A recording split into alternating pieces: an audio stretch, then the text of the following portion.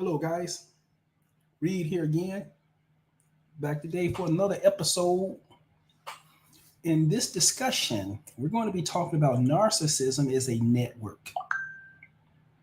Better understand that because that's the key to understanding these sick people is that they are all cowards and the network that they're a part of handles the business for you, for them. It's the network, it's the stability, the structure of the network constantly feeding them sick information that creates the stability in terms of their targeting and chaos. So they're very stable at creating chaos and they're very stable at targeting you. And that stability is provided by the network that they're attached to. Otherwise, you can't come away from the network, they'll wither away like a little baby, a toddler, whining and crying, and you separate them from the network.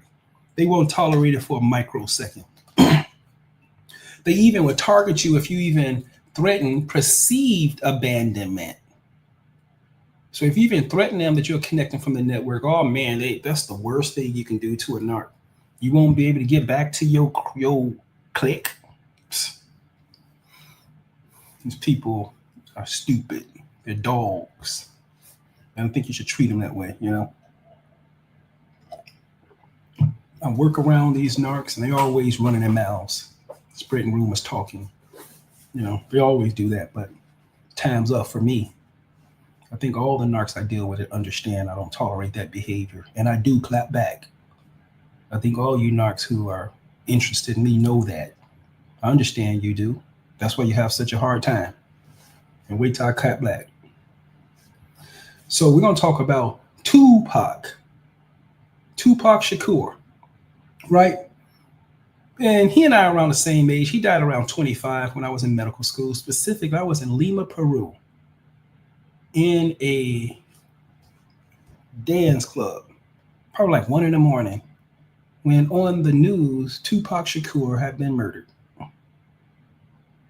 And it was a shock. Now, I never really admired Tupac's work.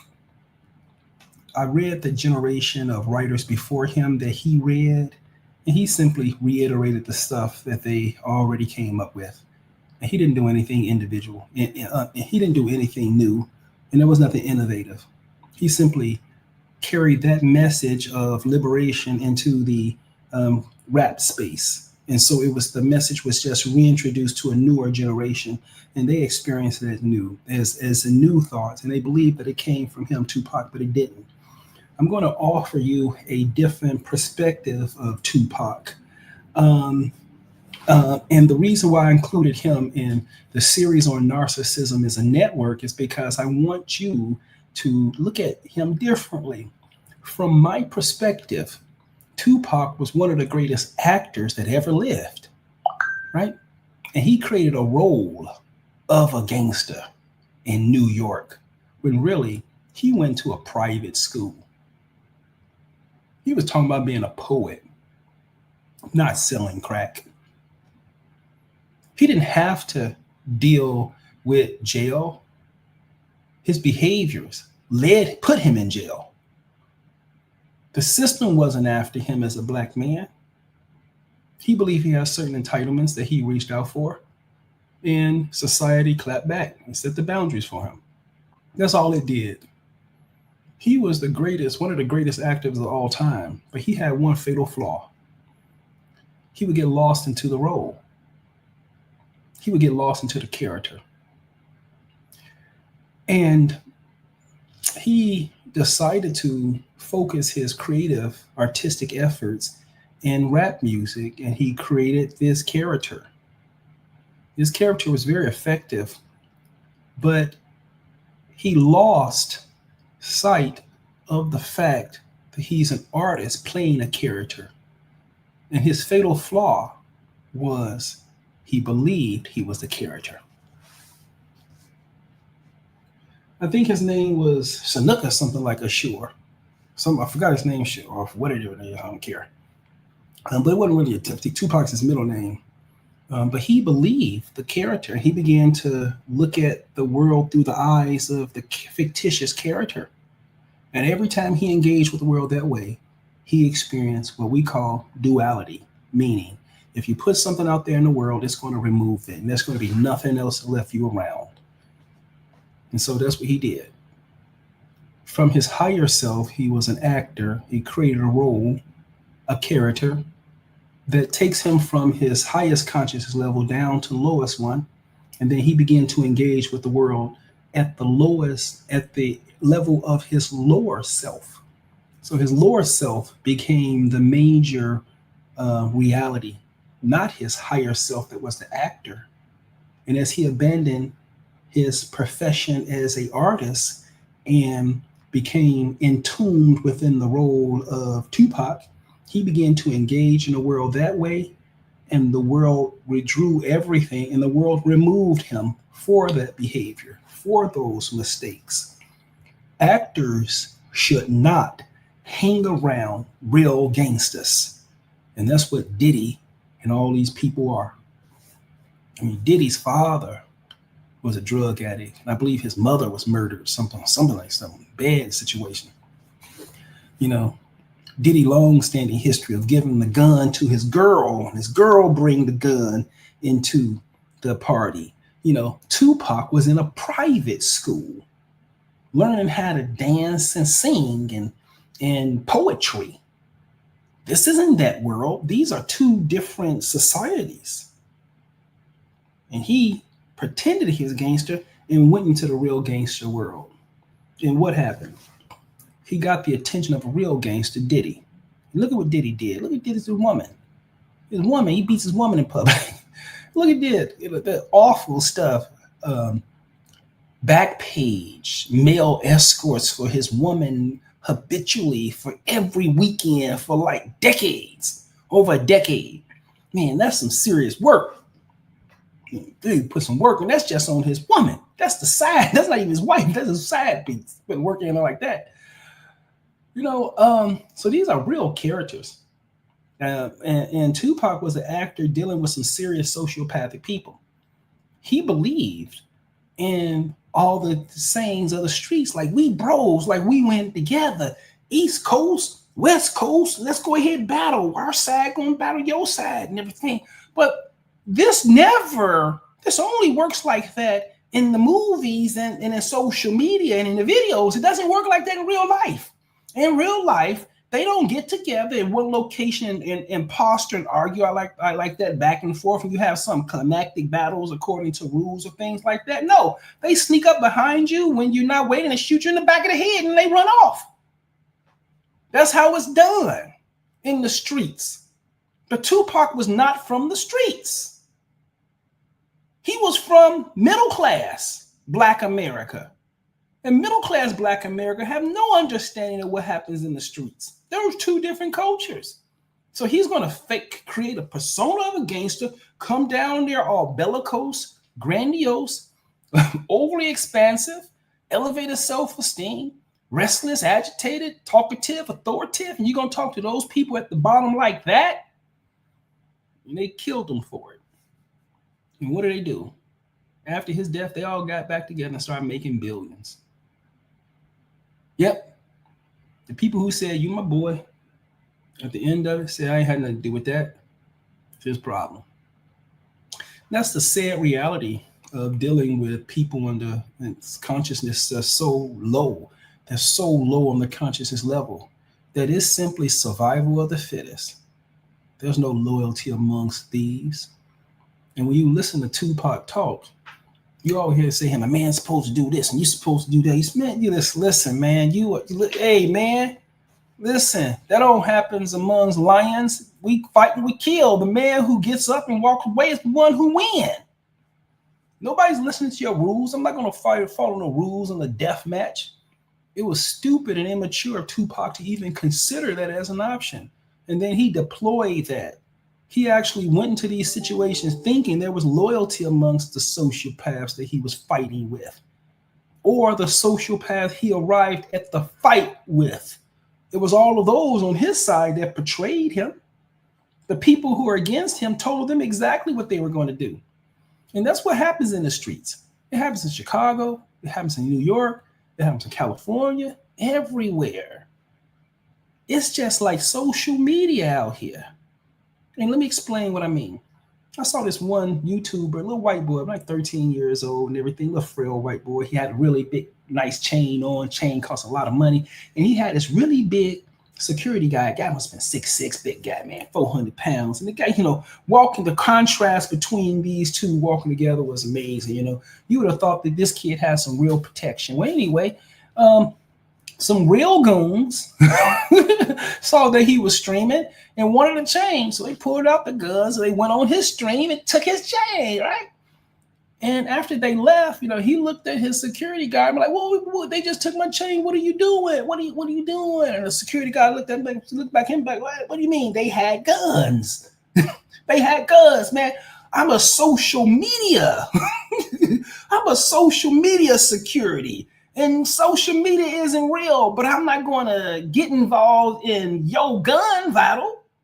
I'm on social media and I'm just the big guy making you look good. But you need to hire you a military expert if you want me to engage in a counteroffensive with guns. So look, just like with Tupac, all of these other rappers are going out here with costumes on. A costume of security with no real ability to defend yourself. And they're taking costumes and going into real war zones and going around real people with real guns in costumes, right? And then after they kill you or unalive you, all of them just dissipate. They don't get back. They don't clap back. In the streets, as soon as you unalive, everybody you would just go their own way and never deal with it again. They never found it again. They move on. And Tupac didn't know that. He saw the movie. He thought that it was going to end the same way it did in the classic movie. That all his bros were going to get together and they were going to clap back. And it was going to be a climactic scene where he get revenge. And at the end of that, they talk about the loss they had with him. No, they moved on. Didn't think about him again. So let me go through some of these. I went through the YouTube and started looking at some of the videos to sort of try to help you understand that narcissism is a network. Tupac was an actor who played a gangster, and he was surrounded by all of these narcissists that made him believe that he was safer than he really was. Because had anyone attempted to end his life, they were never going to stop it. They were never going to intervene. They were never going to protect him. And then after his death, they were never going to tell anybody about it. And then they joined the other side. In the other end, the East Coast and the West Coast, the East Coast lost, and Puffy got on his plane and landed in California, and they all started kicking it. All in it together. Whereas Tupac pushing up daisies. Man, you should have dumped that character and went to something else. But let me just review here. So here I have a Tupac interview. I have a Tupac interview with him here from jail. Okay, let me just go through some of this first. I don't want to go through a lot of it. Will you raise your right hand, please? Do you swear or affirm? For the record, yes, Tupac Shakur. Okay. And what is your age and your resident address? Just turned 24, June 16th. Living in Decatur, Georgia. Okay. How'd you get interested in music? I started off with poetry, writing poetry. Mm-hmm. But Junior high, high school? yes, Okay. junior high school. And poets I saw were like looked on as like greats. Mm-hmm. So I did that personally, but then I started turning to poetry and see songs. So let me just stop this for a second. In this deposition, you see Tupac's higher self. You see him as the artist, right? And he sort of described his craft as artistry, and he goes on to comment a little more about it. Let me just go ahead and see. So here, but this is the artist, right? But then he goes into the character of Tupac. So let's check this out. And I got more attention. How'd you get into rap? It is in my opinion that I was rapping while I was writing poetry. Okay. And so I was into rap, I guess you could say, from junior high when I wrote my first poem. So look at the affect, look at the body language, look at the cognitive expressions. He's thought about this as an artist. I mean, I was a rapper in high school, but I didn't think about it to that. Well, he's 25 at this time. He's 25 at the time. He's kind of old. And after I heard on the radio that there were other poets who made records and it was selling and it was working, then I decided to change the method of my poetry. So he wanted to change the method of his poetry. Let me see. Yeah. As to whether you need a beat or whatever, I guess it just would sell that much if you have a beat. So You were not. no. What would you call what you're performing? Rapism. Rapism. Yeah. So he said he wasn't gangster rap. Have you ever performed gangster rap? No. Okay, and why would you say that? Because I don't know, number one, what gangster rap is. Number two, I don't classify what my music is as gangster rap. Have you heard the term? A lot. Okay. This next statement that I'm a victim for real. I really got my ass beat. I really don't like police. I didn't say that. Where you at right there? Oh, I didn't say that. That's not what it says. Okay. It says, I'm a victim for real. Everything I talk is for real. I really got my ass beat. I really don't like that. The interviewer wrote police. Did you mean? Okay, so in this interview, you see Tupac representing more of his higher self, the artist, right? And there's no evidence. Right now, he doesn't really show the character of Tupac. Okay, now in this next video here, this is the interview before his death. Okay, now his engagement with the interviewer and an audience is completely different. In this occasion, Tupac represents his lower self, right? So this is the artist descending from his higher consciousness state, and now he's descended as a character, and he's presenting himself as a character known as Tupac Shakur, and now he has all the gangster compliments along with it. And so let's just look at this for a second. It's an unfortunate regression to see such a talented and gifted actor and artist lose track of himself within the role. He was so gifted at playing the role of the gangster that he actually believed it himself. That was his fatal flaw. He was so good, he convinced himself that he was Tupac when he really wasn't. He's an artist that created a role called Tupac. Faster, bigger, taller. Got things that's in front of me, but I won't know till I step in it. What's up next for you after this project? Forward, up, faster, bigger, taller. Got things that's in front of me, but I won't know till I step in it. What's up next? Yeah, look at the difference between him here and look at the energy, what we would call the cathexis. In this first one, the energy is sort of move inward and stuff. He's talking about developing his craft that he loves as an artist, and he's dealing with some very complicated issues because he has to find some way to express his artistry through these channels. And this channel is, he's saying, not gangsta at this point, but it's rap. Okay, that's his higher presentation, looking more inward. But when he regresses to his lower self and appear as Tupac the gangster, all of his comment and the energy is directed outwardly. And so everything is an outward expansion. So look at all the things that he values now as the lower character. His value system is different as a lower character. After this project? Forward, up, faster, bigger, taller. Got things that's in front of me, but I won't know till I step in it. Now, what he's planning on doing is he's planning on expanding the ego. And that's very dangerous because that's the only thing that lower character can do is expand the ego. And it's important to understand this when he expands that ego and presses outward into the environment to try to make change or try to get to those goals. The people's lives he's interfering with and the changes that he makes indirectly in those lives will result in those people making the modifications to protect their environments, their lives, which means they will undo everything he's doing, right? So that character cannot create anything that won't have a life cycle and it won't be absorbed.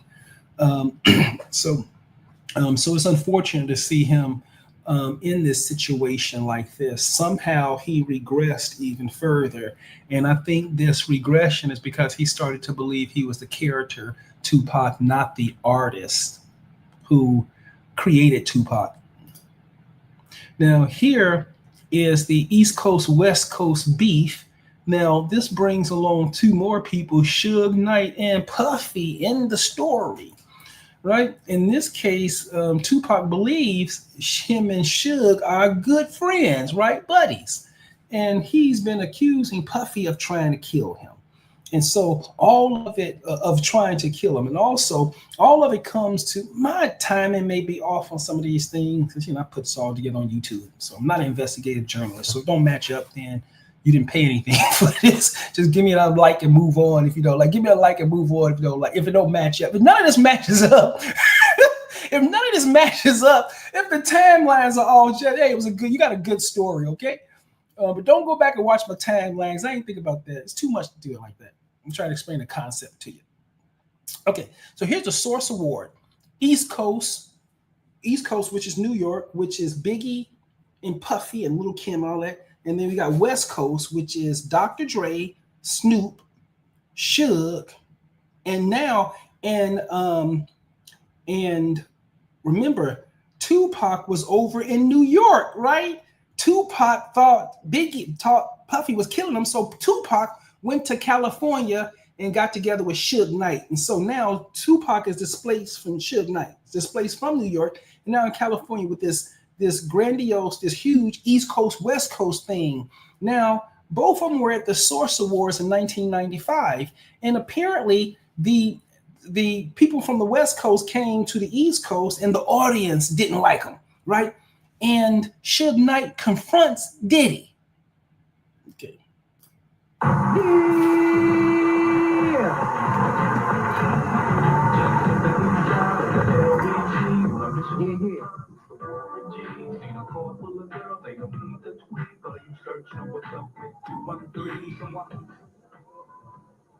First of all, I'd like to thank God.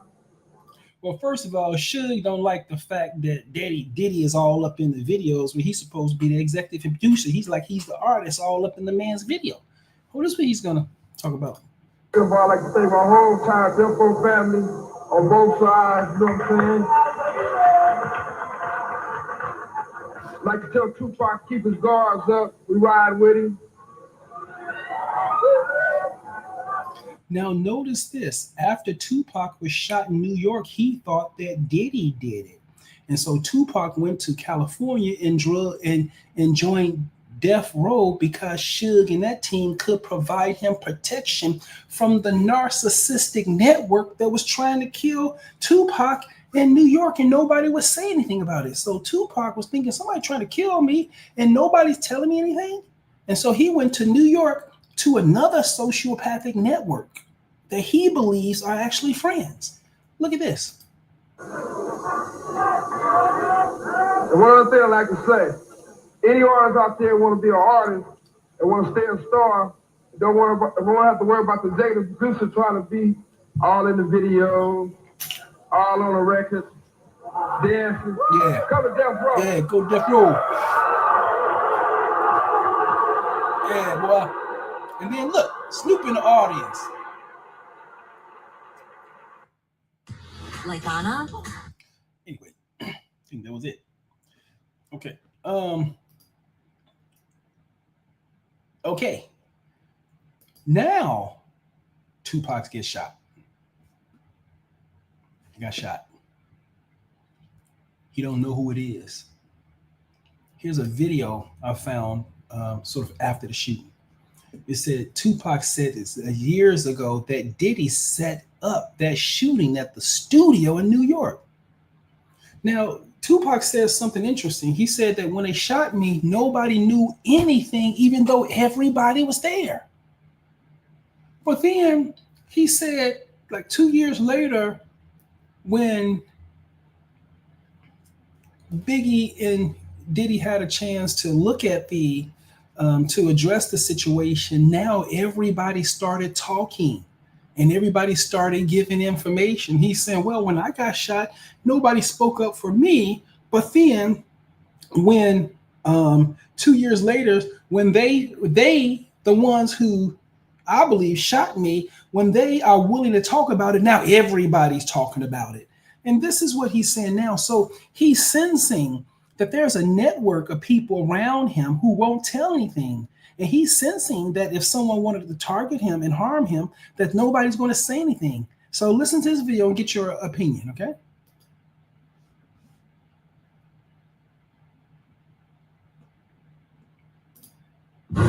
So do you think Puffy was involved with the shooting? Only they can answer that question. I have my own opinion, but I wouldn't slander their name like they did mine. I wouldn't say things that I knew. You know what I mean? I believe so. I do believe so. I have proof, things that I can say that will back up my claim, but this is not. So look here. All this time you have Tupac while he was lying saying that Diddy's been trying to kill me. I have proof, all that and everything. And listen, nobody's listening to him, right? You know, that's the danger with dealing with these narcissists, that they are always connected to a network. And now did he know who did this to him? And he can't do anything or say anything, right? And then everybody else knows, but nobody's going to do anything about it. That's the thing with these narcissists and these networks that they set up around you. They're designed to exploit you, and they will exploit you in front of everyone, and you can't do anything about it. You know what I mean? It's between me and him, and only he knows. So every time he say it didn't happen, that's the only thing that makes this become an issue to everybody. Yeah, you know what? This is one of the things he said that made me believe that he's being truthful. Is that there's a narc that's been targeting me, and he knows he's been getting away with it, and he knows because he's covert. Everybody knows what he's doing, but because there's no objective evidence, then no one can do anything. And so he continues to go on. He continued to go on and act like, well, you know what I'm doing, and I'm gonna continue to do it because can't nobody figure it out. Oh yeah, that's how these idiots are. That's how sick these idiots are. And he's saying some of that too. And he said, hey, it wouldn't be as concerning for me that you shot me, but you actually lying in my face in front of me, and you're playing a victim in front of me. That's what these sick people do. You know, they do this all the time, these sick people. Let me try to. Okay, there was another part of this video that I wanted you guys to see, but the commercial came on. I need to do this without the commercial. I don't want to pay that extra amount. Issue to everybody, because you see when I said in the Bible article, I basically bowed out. It was going to go ahead about my life. The next issue, no, there wasn't even the next issue, because them cowards waited about 4 issues before they got their story together. 4 issues later, half of New Yorkers commenting on me getting shot, and before they was all like, we didn't see nothing. Yeah, see, so I guess 4 months, not several years. So he gets shot. The story is blasted, and everybody said they didn't see anything. I guess 4 months, several issues later, then they actually come to Biggie and Tupac and and then they comment on it, and but now everybody's commenting on it, saying that he's saying that, you know. First issue, we did 5 viewers, nobody seen shit. The 4th issue, when they came back with a reply, everybody knew what I did, they knew what I said. I was acting. Who gets shot 5 times in acts? Oh, I didn't get shot 5 times in their vision. I only got shot once because they found the bullet. The police found it, but now they the cops. Now they doing detective work. They found the bullet. Oh, you found the bullet, huh? So what is this other shit in me then? What was the doctor talking about? What? Can you explain these other holes in me? Yeah, see, he explained something that these narcissists and their networks do is that they actually take over the narrative for you. So when they actually target you and do something to you, they then go back and start explaining to everybody what happened. And when they explain to somebody what happened, the purpose is to create a whole, reframe the issue again away from what they actually did. So now the whole crowd is thrown off in a different area, and exactly what they did to you is hidden in the shadow. So the fact they came in and drew down on him 5 times, then no one said anything. And then several issues later, when they commented on, now people are saying he only got shot once, right? When he's saying I got shot 5 times and the bullets are still in me. And then they said something else that he was acting, So this network that narcissists are a part of, that's all the things that they do. They are there to continue to create narratives about you.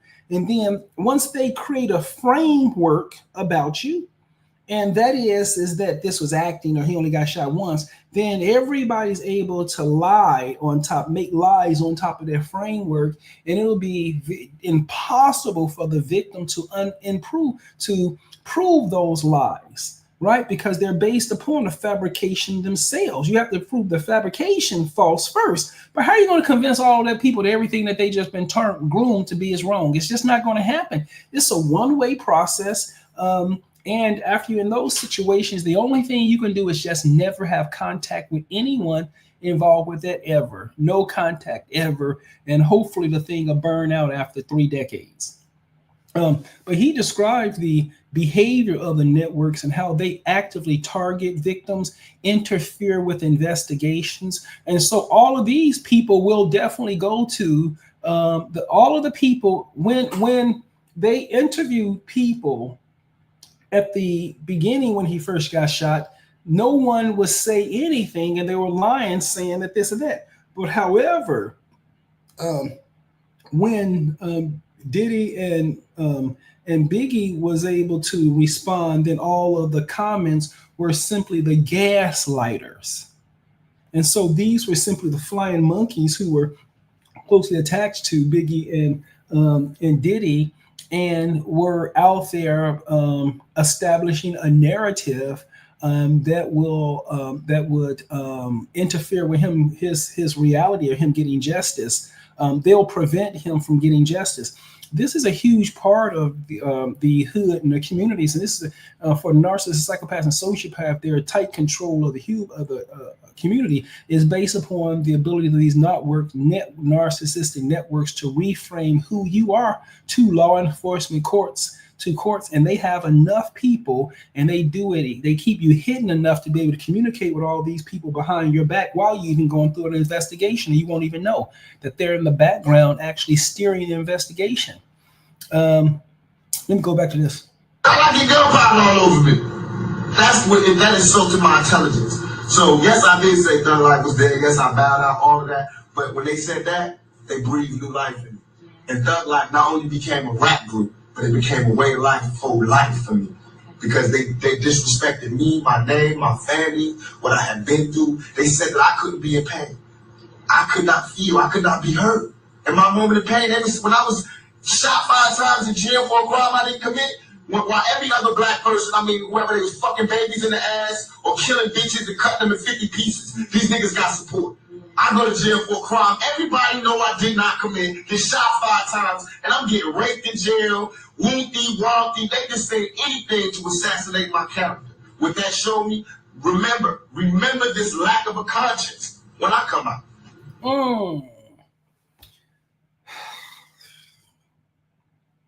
Man, so when they shot my man 5 times, tried to murder him, right? Now remember, this is an actor playing like a gangster around real gangsters, and now they draw down on him. And what happens? He experiences the same thing you experience in the plastic world. When you are surrounded by these narcissists, psychopaths, and sociopaths, these networks create something similar to the Truman Show. If you've never seen the Truman Show with Jim Carrey, you got to see it. That's when they created a whole town to gaslight someone and make him believe something that wasn't true.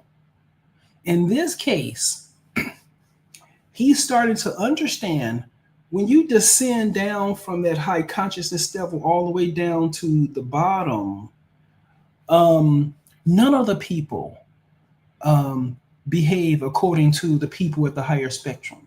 Everybody down there understand that it's just survival of the fittest. And no one has any loyalty to you down there at the bottom.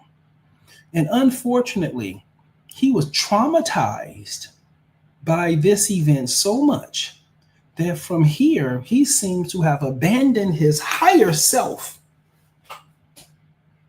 to manifest his lower self, the character Tupac Shakur. And when he did that, he lost his divinity. He committed himself to the game. And he experienced, again, I'm not a Christian and stuff like that, but Jesus was amazing.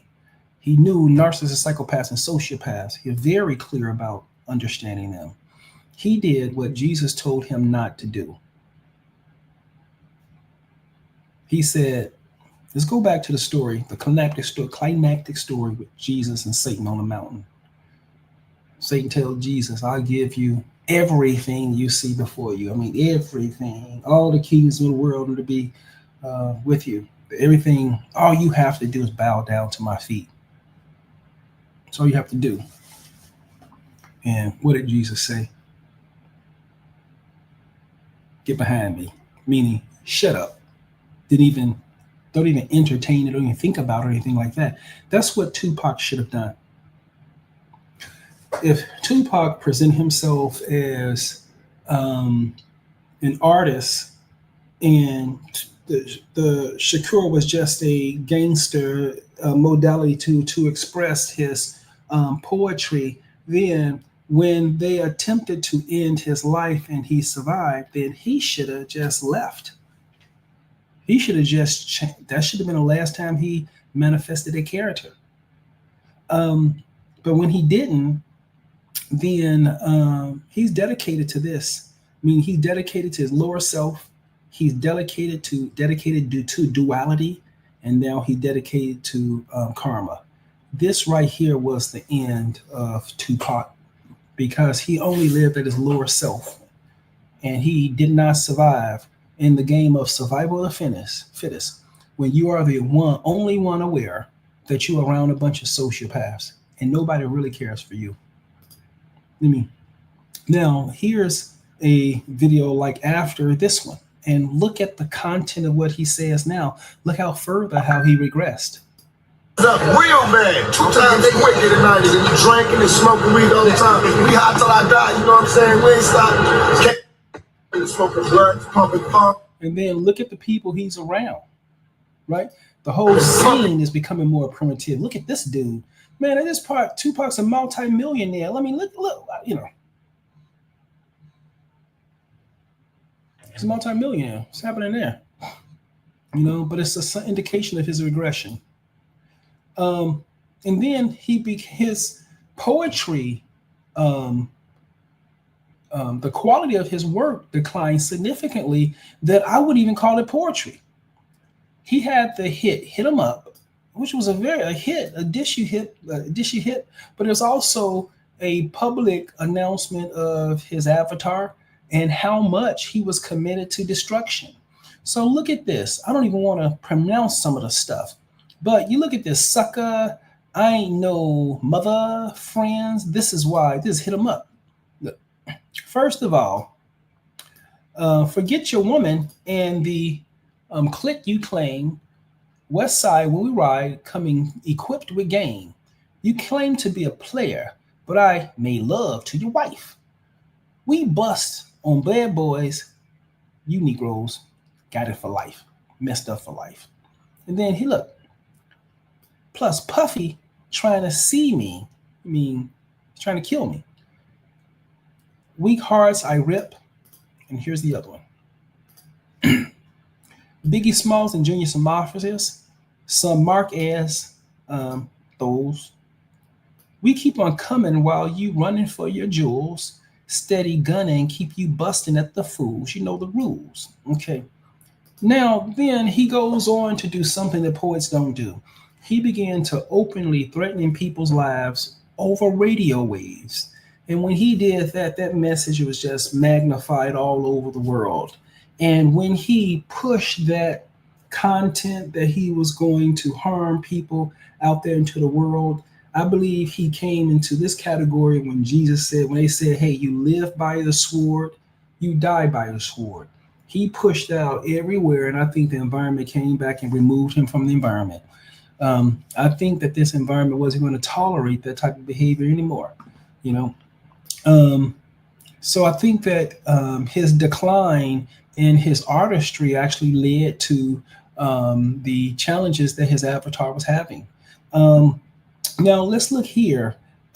Here's another y'all, if not, and here, this is like, okay, this is Tupac's last interview before he died, talking about Biggie Smalls. And then let's see how he's still committed more to the avatar. We see the emergence of all these gold chains, and now there's gold on every, what you call them, there's gold chain. He seems to be committed to this avatar. Make an album, just peacefully coexist. There's no dream of making an album with Biggie and Puffy, or none of them. We're not sweating it like that. This is our we family. We peacefully coexist right now because we all cool. They sell records, we sell records. Well, I guess you could call that selling records, what they do. We sell large amounts of records, and they sell a few records. And so that's him moving to California. Now he's trying to distance himself, but it seems that Puffy was still coming after him. Now here's the night of his death. Here's just a short video and everything. Let me just try to.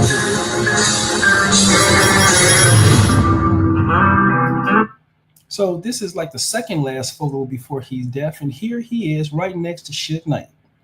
Okay, and in this video, before this video, Tupac was seen chasing the guy Orlando Brown and stomping him. And you know, you're at the MGM Hotel in Las Vegas, and how is all this stuff going on in the middle of this really nice hotel? And these guys, he's acting like this. He's actually stomping somebody out on the ground at a boxing match in a very lucrative, expensive hotel. You know, and that behavior is just so, the karma associated with that behavior is really bad. So here he is here. Okay. Okay, now here's Suge Knight 1 week after Tupac's death. How are you doing physically? I feel like this. I feel that the last word is always God. But Pac saved my life. That's why I say Pac saved my life. I got shot in the head, got grazed some other places, but I still got the bullet in my head that's still there. What for is trying to get him to the hospital didn't make me realize that I was shot. Because usually when you get shot in the head, the first thing the person... Anyway, he changed the subject back to him. The question was about Tupac, and he changes the subject back to him. Anyways, Tupac should have known who he was with. Okay, now, here comes 25 years later, here comes Keefe D. Keefe D apparently is the man who was behind the death of Tupac. I believe he's the cousin to Orlando Bloom. I think after Tupac stomped him, he called his cousin. They went around looking, saw him, and they began to open up fire. But Keefe D says that Puffy already promised him $1 million to him. Let me see what Keefe says. Orlando is the shooter. He's the known shooter. I mean, everybody knows Orlando Anderson was a shooter. So Dre got cold feet. He didn't want to do it. He gave the gun to Orlando, and Orlando shot Tupac and Suge. Yeah, he did his thing, yeah. Okay, so what? Yeah. Yeah, Dave did his thing, yeah. Okay, so we don't know how credible that story is. Let me look at here. Then Keefe D starts saying, Puffy paid me.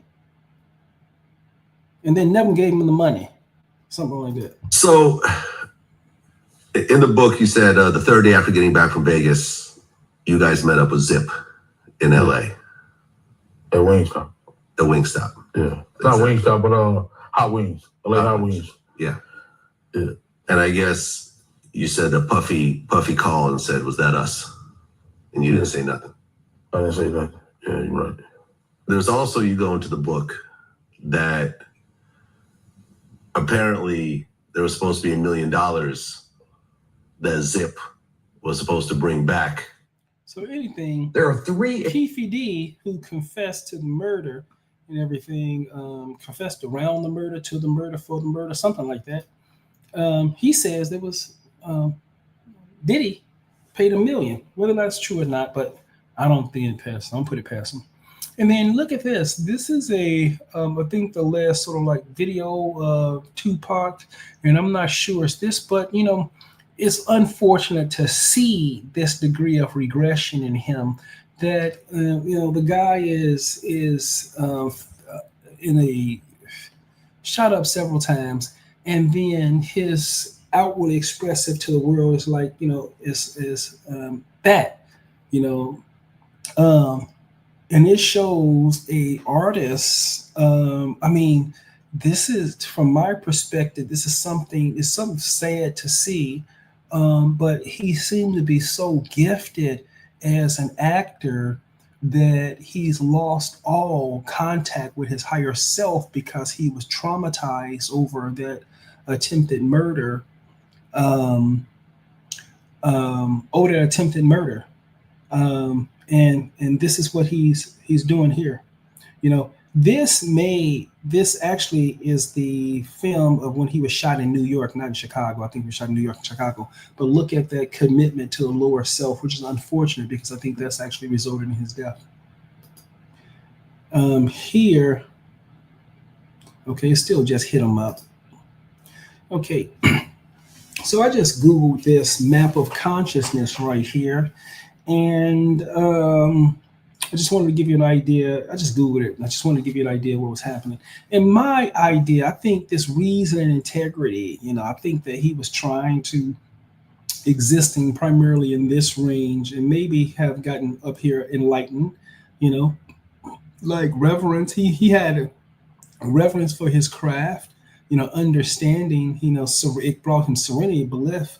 You know, he's definitely infallible. I mean, as an actor, I mean, he was a middle-class guy who acted like he came from poverty. That didn't help. You know, look at this. He has a sense of empowerment when he was talking in the beginning.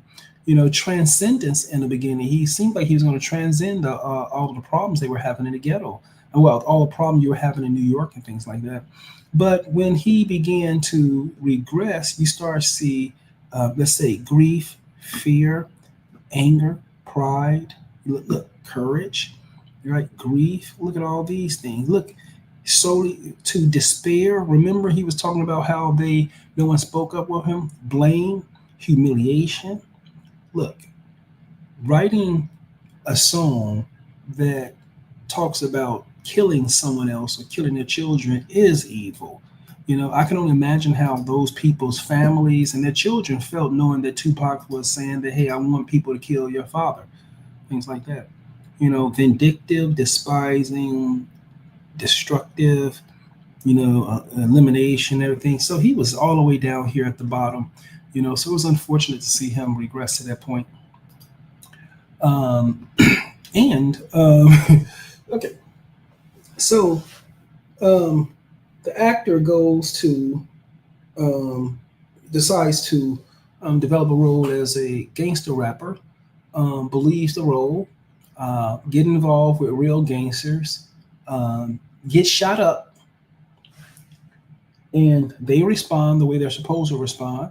They only think about themselves, and he's butthurt over it, right? So what does he do? He doubles down on a dysfunction. He doubles down on a regression, and he doubles down on his manifestation as lower self, right? And then he gets eliminated, unalived as a result of it. And all the people who are involved in East Coast, West Coast, they now move with each other and now work together and now making money together. And many of these people went on to become billionaires.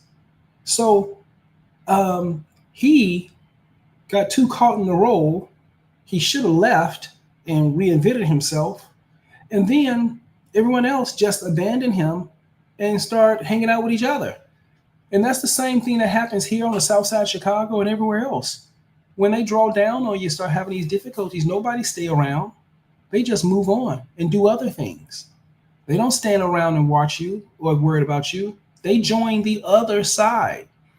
And look, East Coast, Biggie, Tupac's West Coast, Biggie, Diddy, West Coast, Dre, Tupac, Snoop, Suge. And guess what?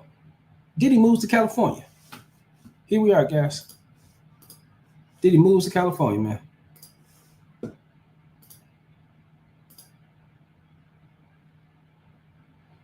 Let me show you how palatious this spot is. All right, this feels almost illegal. I mean, 61 million. Now remember, Mike and Neverland, 24 million. And this is in California. What happened to the East Coast, West Coast beef? I don't see what's happening to East Coast, West Coast beef. Where is it at? So that's Diddy right there. Now next, let me show you the update on Suge Knight. Suge Knight speaks out on Keefe D's arrest.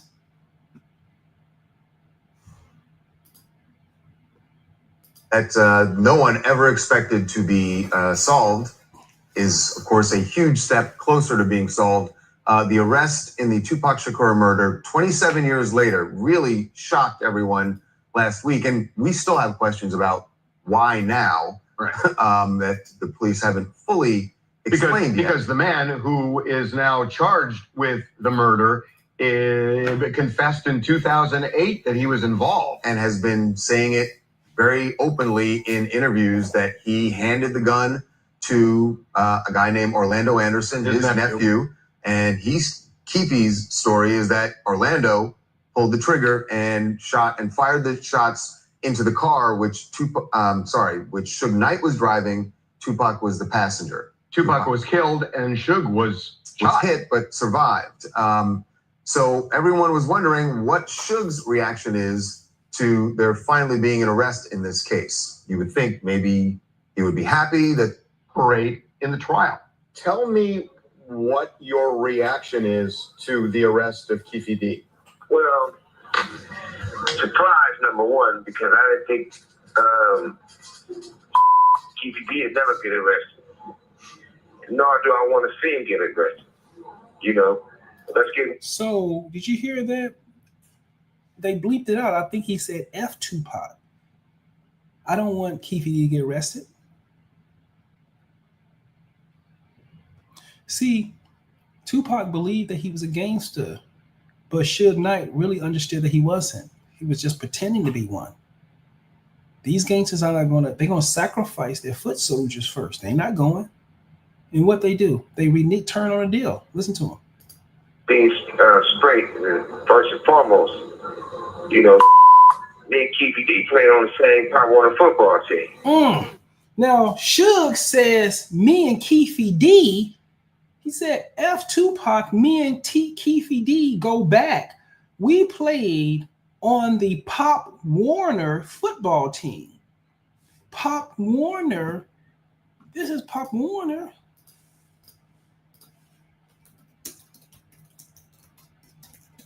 Here's Pop Warner. Look, Pop Warner Little Scholars. See, Suge said we go back to Pop Warner, right? Where's this guy? Where's this actor who comes over here acting like he's a gangster going to come between us? He said F Tupac. Me and Keefe D go Keefe D go back to Pop Warner. And whatever the circumstances, if he had an involvement with anything, if he didn't have any involvement in anything. Whatever the circumstances between me and my guy back there in Pop Warner, if he had to handle his business or if he didn't have to handle business, that's his business. He got to handle his business. Who want to see? I wouldn't wish somebody going to prison on my worst enemy. I wouldn't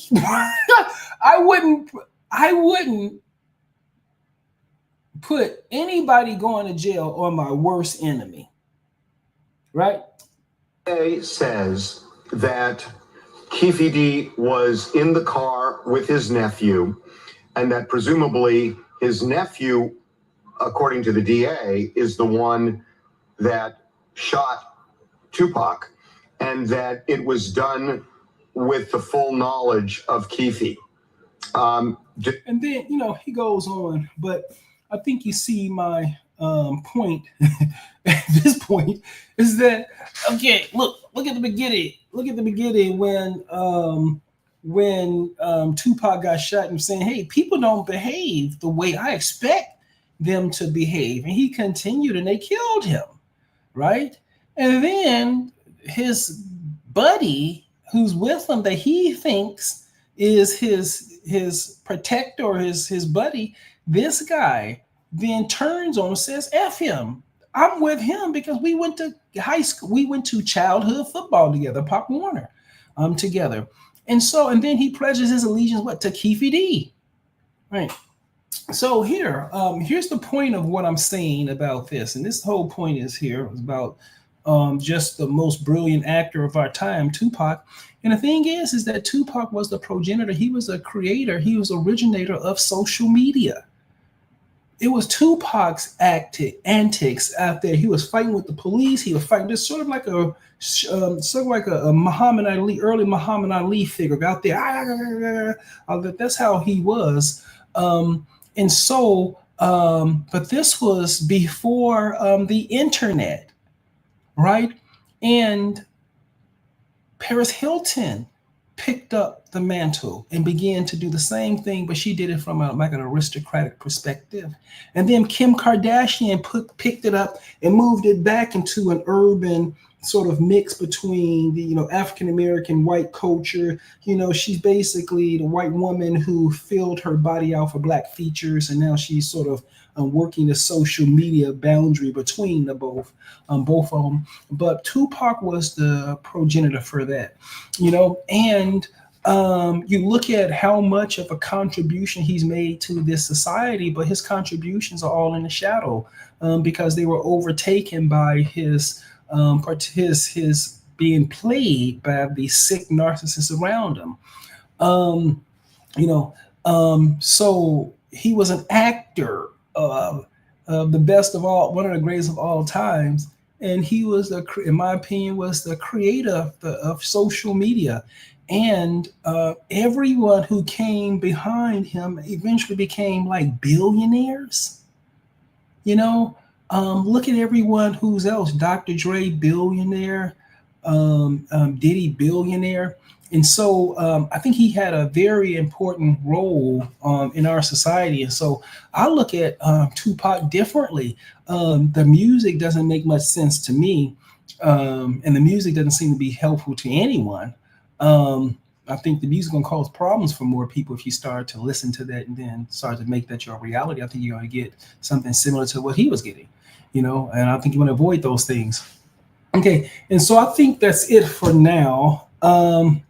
Let's see. Okay, and I don't think I'll have any more questions for today. It's been kind of a long day. So if there's any other questions, ask me later. Other than that, it's been a pleasure talking with everyone, and I'll talk to y'all later. Okay, take care. Dr. Reed out. Ciao.